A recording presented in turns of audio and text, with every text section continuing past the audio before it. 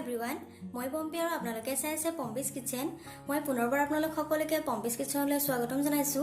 মই আজি আপোনালোকৰ মাজত মাছৰ পিটিকা ৰেচিপি এটা লৈ আহিছো। মাছৰ পিটিকা বনাবলৈ অতি সহজ কিন্তু খাবলৈ বহুত ভাল লাগে। মই আজি আপোনালোকৰ মাজত মাছৰ পিটিকা ৰেচিপিটো শ্বেয়াৰ কৰিম। ভিডিঅ'টো চাই যদি ভাল পায় লাইক কৰি দিব ভিডিঅ'টোত আৰু মোৰ চেনেলটো অনুগ্ৰহ কৰি সাবস্ক্ৰাইব কৰি লগতে বেল আইকনটো প্ৰেছ কৰি থব যাতে মই যিমানখিনি ভিডিঅ' দিওঁ আপুনি সকলোৰে আগত আপোনাৰ হোম পেজত চাব পাৰে। তেন্তে আহকচোন চাও, দেৰি নকৰি মাছৰ পিটিকা ৰেচিপিটো ষ্টাৰ্ট কৰো। মই ইয়াত এনেকুৱা 3 পিচ মাছ লৈ লৈছো। 3 পিচ মাছ মই ভালদৰে ধুই লৈছো। লগত লৈছো মই 10-12 ফুটামান নহৰু, 10-15টামান কেঁচা জলকীয়া, অলপমান আদা মিহি মিহিকৈ কাটি লৈছো আৰু মই মিডিয়াম সাইজৰ 2টা পিয়াজ মিহি মিহিকৈ কাটি লৈছো। জলকীয়াটো আপোনালোকৰ নিজৰ জ্বলা অনুযায়ী ল'ব পাৰে। এইখিনি জলকীয়াৰ বেছি জ্বলা নাই গতিকে মই অলপ বেছিকৈ লৈছো। মই মাছৰ পিচখিনিত অলপমান নিমখ দি দিছো, অলপ জলকীয়া গুড়ি দি দিছো, অলপ মই জিৰা গুড়ি দি দিছো আৰু অলপ হালধি গুড়ি ছটিয়াই দিছো। গোটেইখিনি দি মই মাছখিনি সানি ল'ম। মাছখিনি মই মছলাৰ লগত সানি লৈছো।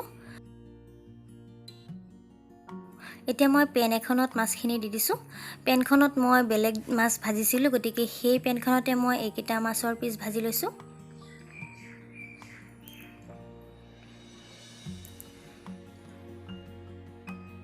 এনেদৰে লুটিয়াই লুটিয়াই মই 2টা পিঠি ভালদৰে হোৱালৈকে মাছৰ পিচখিনি ভাজি আছো।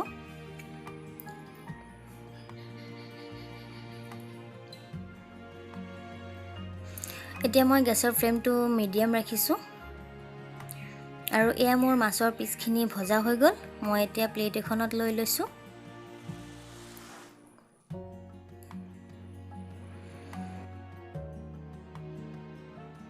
মাছৰ পিচখিনি মই এয়া প্লেট এখনত থৈ দিছো আৰু সেই একেখন পেনতে মই জলকীয়া কেইটা দি দিছো।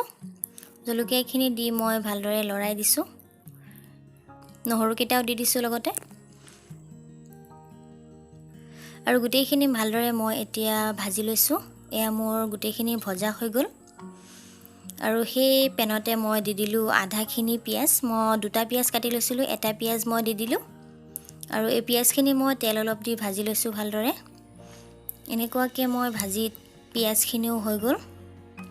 পিয়াজখিনি ভজা হৈ গ'ল। এয়া পিয়াজখিনি মই লৈ লৈছো। এতিয়া জলকীয়া কেইটা মই অলপ খুন্দি লৈছো, এয়া নহৰু কেইটা আৰু এই মাছৰ পিচ কেইটা মই এতিয়া কাঁইটখিনি এৰুৱাই ল'ম। মাছৰ পিচখিনিৰ পৰা কাঁইটখিনি সাৱধানে এৰাব লাগিব যাতে হাতত লাগি নাযায়। মাছখিনি মই এনেদৰে ধুনীয়াকৈ কাঁইটখিনি বাছি লৈছো।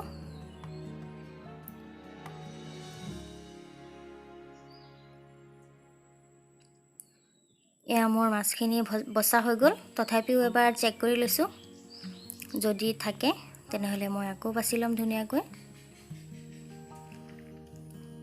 এয়া এটা কাঁইট থকা যেন লাগিল, এইটো মই পেলাই দিছো আৰু এতিয়া নহৰুকেইটা অলপ এনেকৈ পিটিকি লৈছো আৰু এতিয়া ভাজি লোৱা পিঁয়াজখিনি মই ইয়াত লৈ ল'ম। ভজা পিঁয়াজখিনি মই অলপ তেল দি ভাজিছিলোঁ গতিকে এনেকুৱা হৈছে। এয়া চাওক, এতিয়া পিঁয়াজ নহৰুখিনি ধুনীয়াকৈ সানি ল'ম জলকীয়াৰ লগত।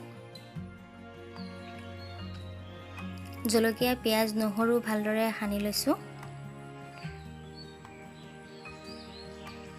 এতিয়া মই ইয়াত আদাখিনি থৈ দিছিলোঁ কাটি, সেইখিনি দি দিছোঁ আৰু লগতে মই এটা পিঁয়াজ থৈ দিছিলোঁ কেঁচাকৈ, সেই পিঁয়াজখিনি মই দি দিছোঁ। গোটেইখিনি ভালদৰে মই আকৌ মিক্স কৰি ল'ম আৰু এতিয়া মই ইয়াত দি দিম সোৱাদ অনুসৰি নিমখ। মই মাছ ভাজোতে নিমখ দিছিলোঁ গতিকে এতিয়া মই অলপমান নিমখ দিছোঁ আৰু গোটেইখিনি মই আকৌ ভালদৰে গোটেইখিনি মিক্স কৰি ল'ম।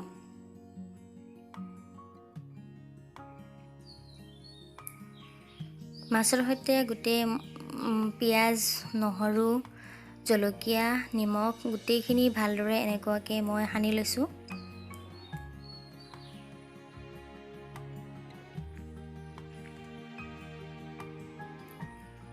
এয়া মোৰ ভালদৰে সানি লোৱা হৈ গ'ল। আপোনালোকে বাৰু এনেদৰে মাছৰ পিটিকা বনাই খায়নে? বনালে কমেণ্ট কৰি জনাবচোন আৰু নবনালে এই ৰেচিপিটো চাই এদিন বনাবলৈ ট্ৰাই কৰিব আৰু মোক জনাব কেনেকুৱা লাগিছে। তেন্তে আজিলৈ এইখিনিয়ে, বেলেগ এটা ভিডিঅ'ৰ সৈতে আকৌ লগ পাম। গোটেইখিনি ভিডিঅ' চোৱাৰ বাবে আপোনালৈ বহুত বহুত ধন্যবাদ থাকিল। আজিলৈ বাই বাই, থেংক ইউ।